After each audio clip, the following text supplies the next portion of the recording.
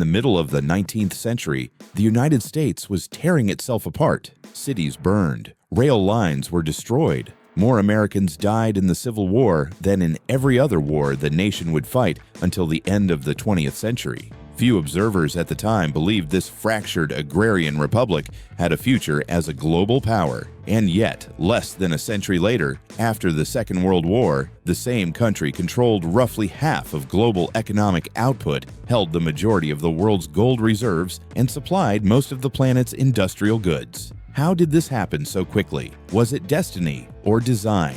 And more importantly, could this system ever be repeated? To answer that question, the story must begin before ideology, before war, and even before money itself, with geography and the conditions that quietly shaped everything that followed. In 1860, the global balance of power was already written, at least on paper. The British Empire controlled a quarter of the planet's land and sea lanes. France remained a military and cultural heavyweight. Russia stretched endlessly across Eurasia, rich in manpower, if not efficiency.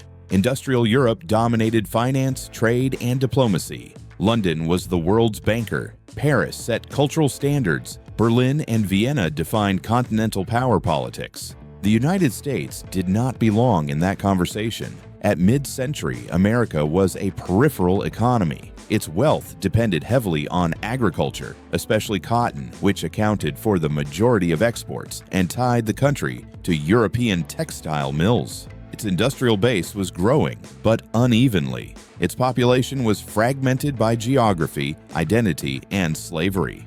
Its political system was fragile enough that it collapsed into civil war rather than compromise. From the outside, the United States looked less like an emerging empire and more like a warning about what happens when expansion outpaces cohesion. Measured by traditional metrics of power, America lagged badly. It had no standing army worthy of comparison with Prussia. Its navy was small relative to Britain's. Its currency system was unstable, fragmented between state banks and private issuers. New York was not yet a financial capital. It was still subordinate to London.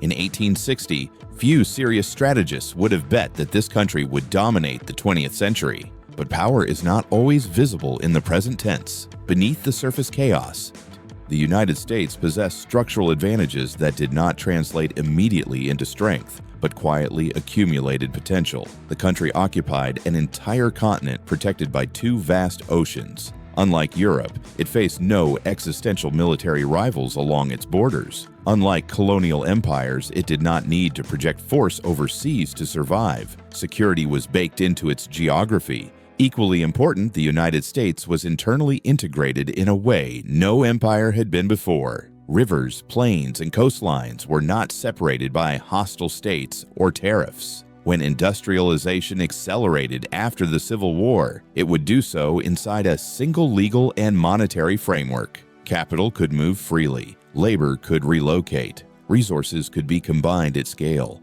This distinction matters. European powers accumulated wealth by controlling territory abroad. America accumulated capacity by consolidating territory at home. One model extracted value from distance. The other multiplied value through internal depth. The Civil War itself, catastrophic as it was, forced a brutal resolution of political contradictions that Europe would continue to postpone. Slavery ended. Federal authority was strengthened. National markets became enforceable.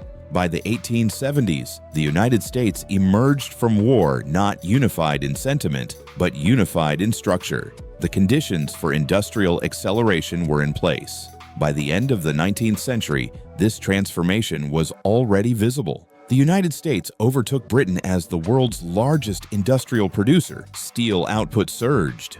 Railroads stitched the continent together. Immigration poured human capital into cities and factories. Yet even then, America remained strategically restrained. It exported goods, not ideology. It accumulated wealth, not alliances. It watched Europe's rivalries from a distance. That restraint would not last forever. The question now becomes unavoidable. If the United States had the foundations of power by 1900, what converted latent capacity into global dominance? What turned internal advantage into external control? And what kind of shock was large enough to reorder the entire world in America's favor? That answer begins not in Washington, but in Europe, when the continent chose war. Before money, before factories, before armies, there was land. The United States did not become powerful because it was virtuous or clever. It became powerful because it was positioned better than any major civilization in history. Geography was not a background detail. It was the silent architect of American power. Start with security. The United States is bordered by two oceans that function as natural fortresses. The Atlantic and the Pacific are not symbolic barriers. They are thousands of kilometers of open water that make large-scale invasion of the mainland logistically impractical. For centuries, European powers fought endless wars because they shared flat land borders. France and Germany alone spent generations draining their populations and treasuries fighting over the same ground.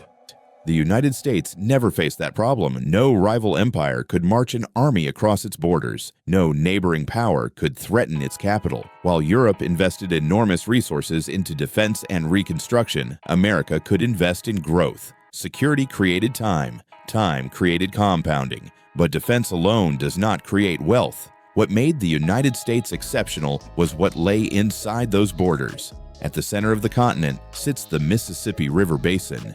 This was not merely a river. It was the most extensive system of navigable inland waterways on Earth. Tens of thousands of kilometers of connected rivers allowed goods to move cheaply from deep inland to global markets. Transporting cargo by water costs a fraction of what it costs by road or rail. In the 19th century, before highways and modern logistics, this difference determined whether regions became rich or remained poor. A farmer in Iowa could float grain downriver to New Orleans and ship it to Europe at minimal cost. A manufacturer in Pittsburgh could send steel to the Gulf or the Atlantic without crossing borders or paying tariffs. No mountains blocked the flow. No rival states taxed transit. The entire interior of the continent functioned as a single economic organism. This internal mobility mattered more than overseas trade. It created an internal capital surplus before America ever needed an empire. While other powers relied on colonies to extract wealth, the United States generated it internally at scale. Then there was the land itself. The American Midwest contains the largest contiguous stretch of fertile farmland in the world. This was not marginal land. It produced food surpluses large enough to feed cities, armies, and export markets simultaneously. Food security removed one of the greatest historical constraints on power. Empires fall when they cannot feed their populations. America never faced that pressure. Beneath the soil lay another advantage. Coal, iron, oil, and later natural gas existed in abundance and in proximity. The materials needed for industrialization were not scattered across foreign territories. They were domestic.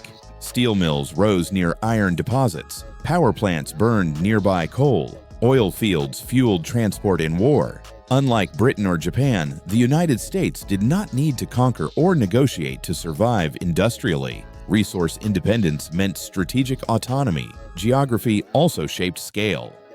The United States was large enough to sustain massive internal markets, but unified enough to avoid fragmentation. One legal system, one currency, one transport network. Capital could flow from New York to Chicago to California without political friction. This allowed American firms to grow larger, faster, and more efficiently than their European counterparts, who were constrained by borders and competing regulations. Even expansion itself reinforced power. As the United States moved west, it did not govern distant colonies. It absorbed territory directly. This expansion was violent and morally catastrophic for indigenous populations, but strategically decisive. By the end of the 19th century, America had achieved what geopolitical theorists call strategic depth. Endless food, fuel, and space protected by geography. By 1900, the United States had already won the structural lottery. It had security without militarization, resources without colonization, and markets without fragmentation. It possessed the physical foundations of empire without yet behaving like one. What it lacked was a trigger. Geography created potential, but potential does not convert itself into dominance. That conversion required a shock large enough to destroy competitors while leaving the United States intact.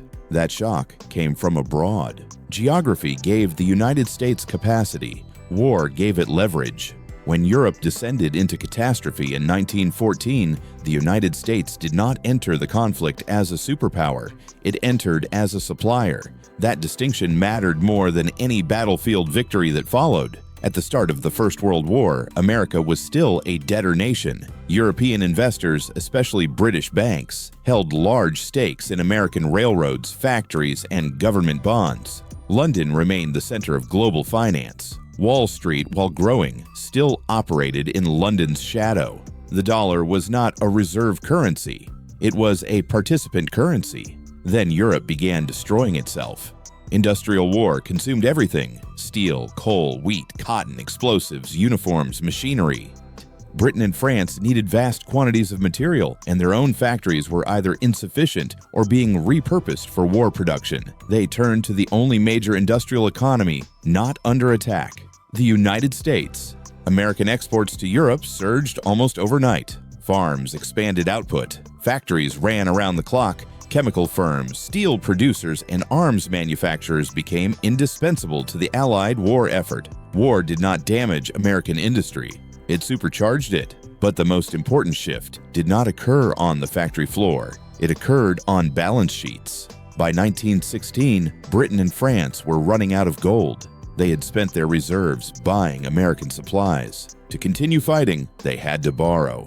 American banks stepped in.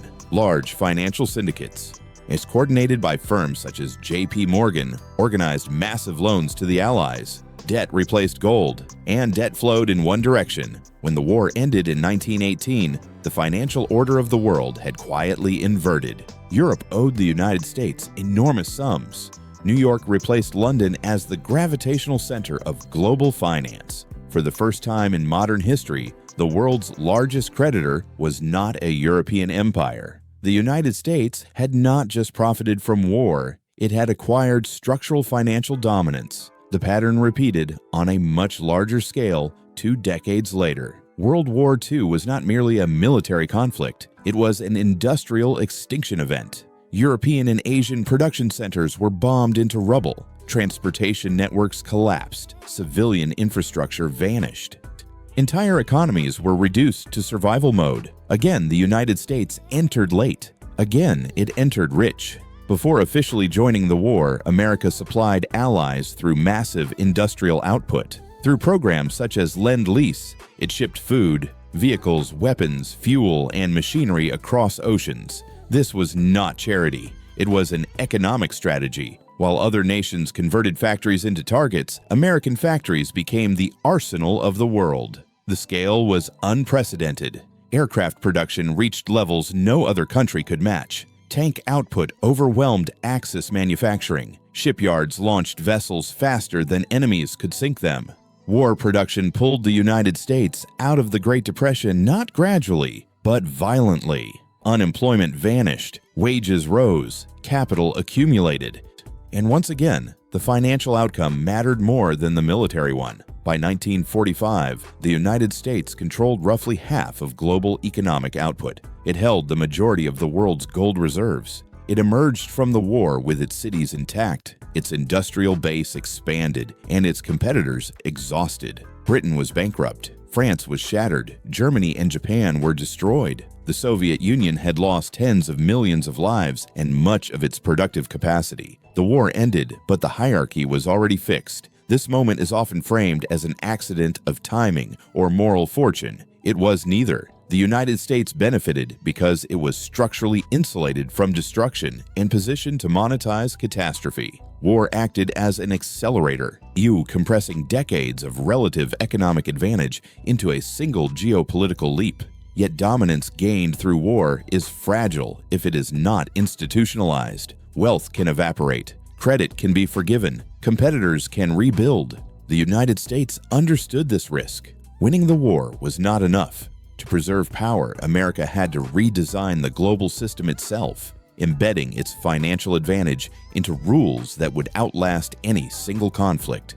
That redesign would begin before the war even ended, inside a quiet hotel in New Hampshire. Winning wars creates opportunity. Writing the rules determines who keeps it. By 1944, the outcome of the Second World War was no longer in doubt. Allied armies were advancing. Axis production was collapsing, while soldiers fought across Europe and the Pacific. A different battle was already underway, far from the front lines. This one took place in a quiet hotel in New Hampshire, where economists and policymakers gathered to decide how the world would function after the guns fell silent. This was not a technical meeting. It was a power summit. At Bretton Woods, representatives from 44 nations met to design the post-war monetary system. The United States arrived with a decisive advantage. It possessed most of the world's gold. It controlled the largest industrial base.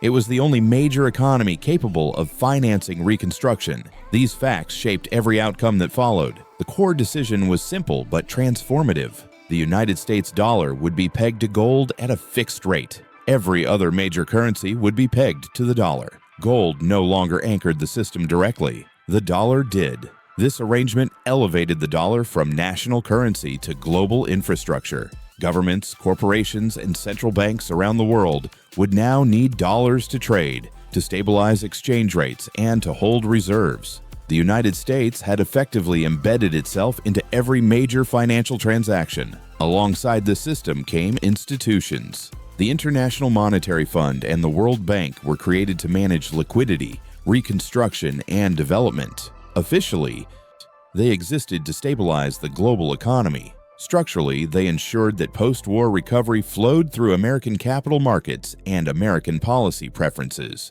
This was not conquest by force. It was governance by design. The consequences were immediate and lasting. Countries rebuilding after the war required dollars to import machinery and food. To obtain those dollars, they exported goods to the United States or borrowed through institutions shaped by American influence. Global trade expanded, but it expanded on American terms. The system also granted the United States an unprecedented privilege. Because the world needed dollars, America could run persistent trade deficits without triggering collapse. It could import real goods in exchange for paper claims. Other nations had to earn dollars. The United States could issue them. For a time, this system appeared perfectly stable. As long as dollars were convertible to gold, trust remained high. But stability carried a hidden tension. The more dollars the world demanded, the more the United States had to supply. And the more it supplied, the weaker the gold backing became. By the late 1960s, that tension reached its limit. Foreign governments, particularly in Europe, began to question whether the United States still held enough gold to redeem its currency. France openly demanded gold in exchange for dollars. American reserves began to drain. The architecture built at Bretton Woods was under strain. In 1971, the United States made a unilateral decision that would redefine global finance. It suspended the dollar's convertibility into gold. The Bretton Woods system ended overnight. To many observers, this should have been the end of American monetary dominance. A fiat currency, backed only by trust, should not have survived as the world's reserve. But the United States did not intend to lose control. It intended to change the anchor. In the years that followed, American policymakers forged a new arrangement, this time centered not on gold, but on energy. Through strategic agreements with major oil producers, global oil sales were priced exclusively in dollars. Energy importing nations now needed dollars not just for trade, but to keep their economies running. The result was a new form of monetary gravity. Even without gold, demand for dollars remained structural. Oil revenues flowed back into American financial markets through bond purchases and investments. The dollar was no longer backed by metal. It was backed by global necessity. This shift completed the transformation. The United States no longer merely participated in the global economy. It underwrote it. But this system came with a cost. Monetary dominance encouraged debt. Cheap financing enabled expansion not only of trade, but of military commitments, consumption, and financialization. The incentives that preserved power also sowed future fragility. Designing the monetary order locked in American supremacy. It also tied that supremacy to perpetual confidence. As long as the world believed in the system, it functioned. If that belief fractured, so would the foundation of power. Yet money alone does not enforce order. Systems require enforcement, stability requires deterrence, and confidence in the end rests on force. To maintain the system it had built, the United States needed a mechanism that could project power indefinitely, fund innovation continuously, and respond to threats everywhere at once. That mechanism would be war itself, transformed from emergency into institution. By the early 1950s, the United States faced a paradox created by its own success. The war had ended, but the economy that emerged from it was built for conflict. Factories designed to produce tanks and bombers could not simply shut down without consequences. Millions of jobs depended on military contracts. Entire regions had reorganized their economic life around defense production. Peace, if mishandled, risked recession. The solution was not demobilization, it was permanence. The Cold War provided the justification. The Soviet Union replaced Nazi Germany as the existential threat. Containment replaced total war as doctrine. And with it came a radical idea. Military mobilization would no longer be temporary. It would become structural. This logic was formalized in the early 1950s through national security doctrines that argued the United States must maintain a continuous state of military readiness, regardless of whether an active war was underway. Defense spending would remain elevated. Research would be constant. Industrial capacity would stay warm. War had been transformed from an emergency into an economic system. A self-reinforcing triangle emerged between the military, private industry, and political power. Defense contractors depended on government budgets. Politicians depended on defense jobs in their districts. The military depended on private firms to innovate faster than rivals. Each reinforced the other. Conflict, or the threat of it, became economically rational. This structure did more than sustain arms production.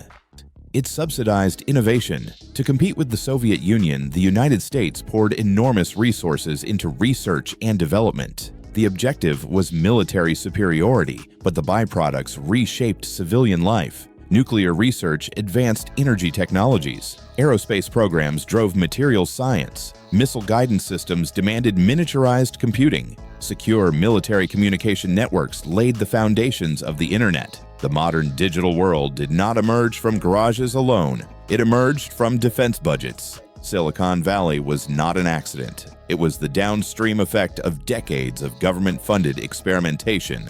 Early semiconductor firms survived because military contracts absorbed risk. Universities received grants to push theoretical boundaries with no immediate commercial payoff.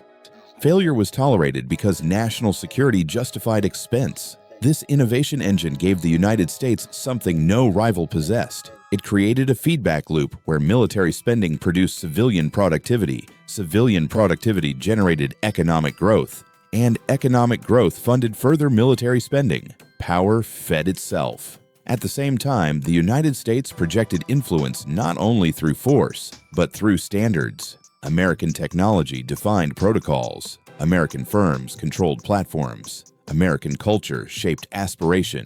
Movies, music, consumer brands, and later digital networks carried American norms into daily life across the globe. By the end of the 20th century, American power no longer depended solely on military bases or formal alliances. It was embedded in infrastructure. Financial systems ran on dollars. Communication networks ran on American technology. Security relied on American guarantees. No empire before it had achieved this level of integration. This system worked not because it was fair, but because no one else could opt out. Yet permanence carries risk. A system designed for continuous expansion resists restraint. Defense budgets grow even without clear enemies. Military commitments multiply.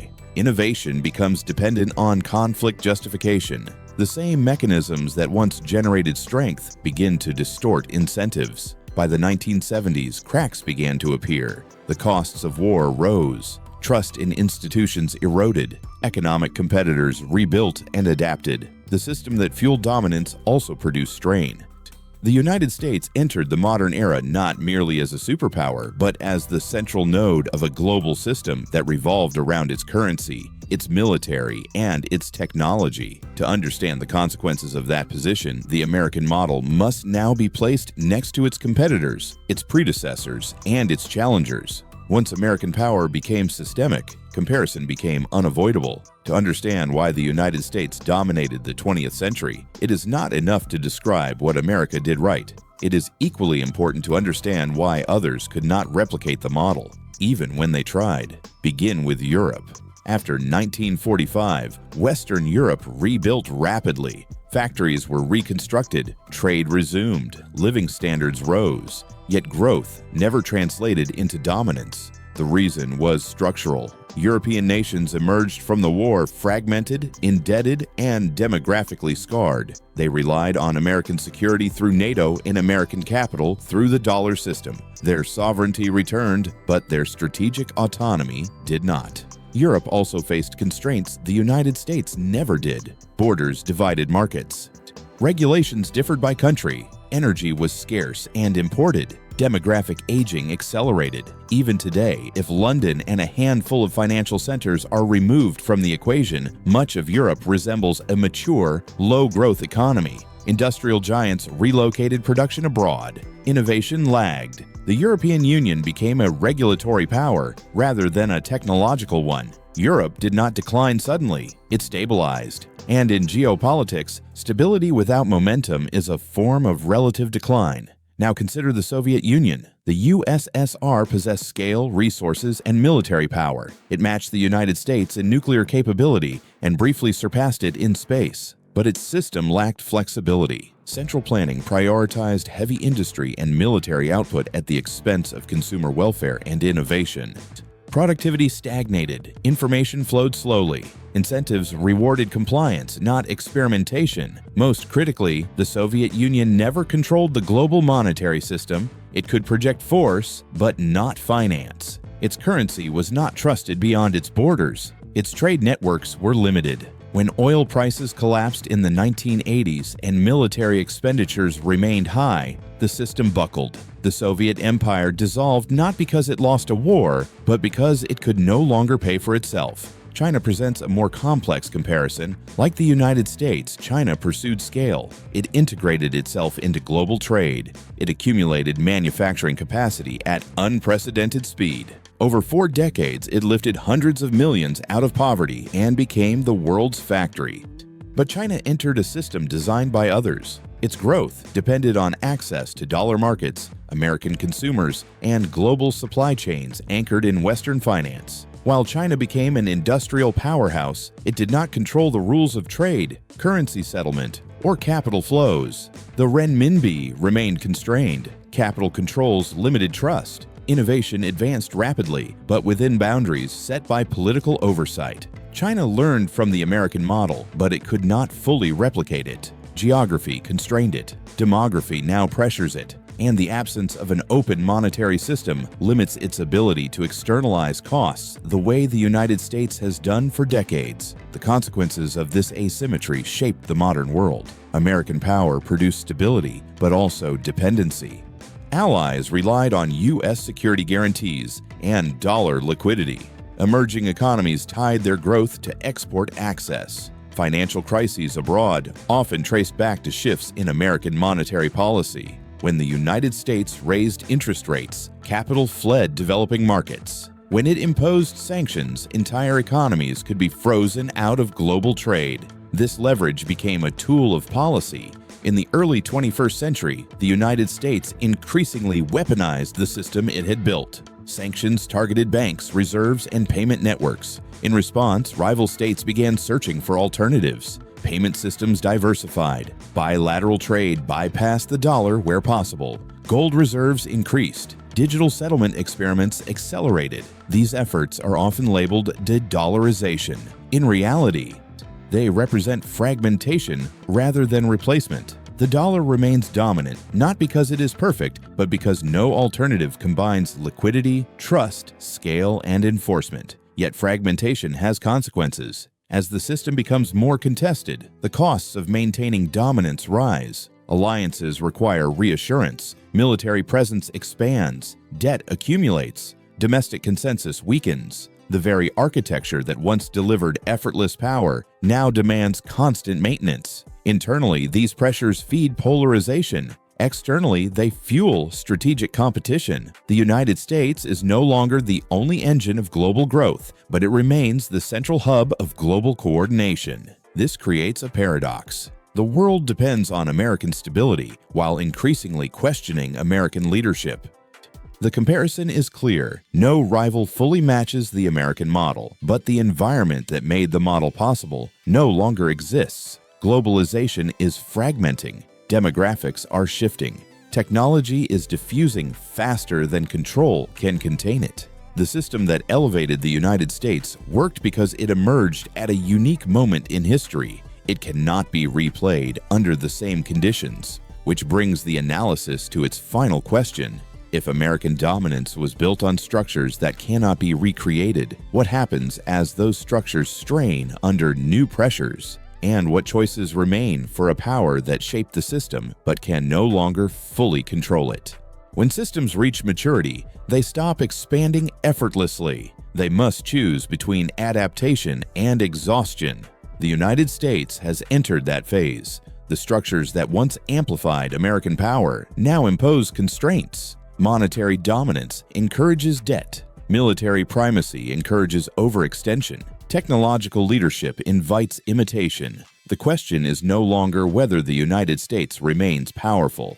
It is whether it can adjust its system without breaking it. The first pressure point is money. For decades, the dollar's role as the world's reserve currency allowed the United States to finance deficits cheaply. Foreign governments accumulated U.S. Treasury bonds as safe assets. Global trade settled in dollars by default. This created a feedback loop where American consumption, military spending, and financialization could expand without immediate consequence. That loop is tightening. Interest payments on U.S. debt are rising faster than economic growth. Servicing past obligations now consumes a growing share of federal spending. This does not signal imminent collapse, but it does limit flexibility. Monetary dominance remains, but it is no longer free. Every increase in interest rates strengthens the dollar while destabilizing debtors abroad, increasing geopolitical friction. One possible path forward is discipline. Fiscal consolidation, slower growth, and reduced global commitments would preserve trust at the cost of influence. This is the path of managed decline, where the United States accepts a smaller role to stabilize the system it leads. Another path is inflation. Historically, inflation has been the quiet exit from debt, but inflation erodes trust. For a reserve currency issuer, credibility is capital. Lose it, and the system unravels quickly. This option carries high risk. The second pressure point is technology. The United States still leads in foundational innovation, but diffusion is accelerating. Artificial intelligence, advanced manufacturing, and energy technologies no longer remain confined within national borders. Competitors can leapfrog stages. Innovation advantages now decay faster. Maintaining leadership requires more than spending. It requires institutional coherence. Education systems must produce talent. Immigration systems must attract it. Regulatory frameworks must balance safety with speed. If innovation becomes politicized or fragmented, technological leadership will erode regardless of budget size. The third pressure point is security. The permanent war economy delivered innovation and deterrence, but it also normalized perpetual engagement. Military commitments now span multiple theaters simultaneously. This imposes financial strain and political fatigue.